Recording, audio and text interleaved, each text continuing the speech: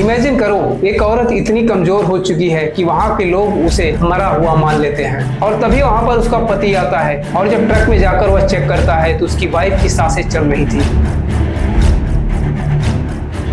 बड़ी मुश्किल से अपनी वाइफ को वहां से निकाल कर लेकर आता है और हॉस्पिटल में ले जाकर उसका इलाज करवाता है। ये औरत कोई और नहीं थी बल्कि रसिया के प्रेसिडेंट व्लादिमीर पुतिन की मां थी। ये स्टोरी है रसिया के प्रेसिडेंट व्लादिमीर पुतिन की फैमिली की।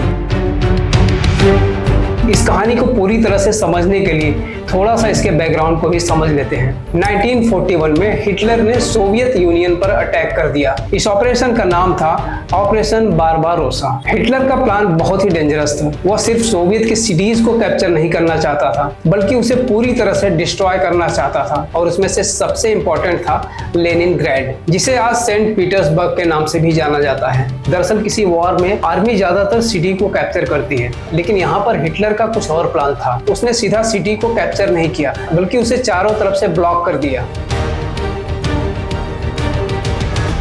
लोगों की हालत इतनी खराब हो गई थी, अपनी फैमिली की बॉडीज को दफना भी नहीं सकते थे। आप बिलीव नहीं करोगे, उस समय लोगों के पास खाने के लिए कुछ भी नहीं था। वहाँ की गवर्नमेंट लोगों को 125 ग्राम का ब्रेड देती थी और वो ब्रेड भी प्रॉपर ब्रेड नहीं होता था, उसमें भी कुछ डस्ट मिले होते थे। सिचुएशन इतने खराब थे, कुछ लोग लेदर बेल्ट को बॉईल करके भी खाते थे। और इसी सिटी में पुतिन के पेरेंट्स भी रहते थे। पुतिन की मां को मरा हुआ समझकर उन्हें भी डेड बॉडीज के साथ ट्रक में डाल दिया गया। और तभी वहां पर पुतिन के फादर पहुंचते हैं और जब जाकर वे चेक करते हैं तो उनकी वाइफ की सांसें अभी भी चल रही थी।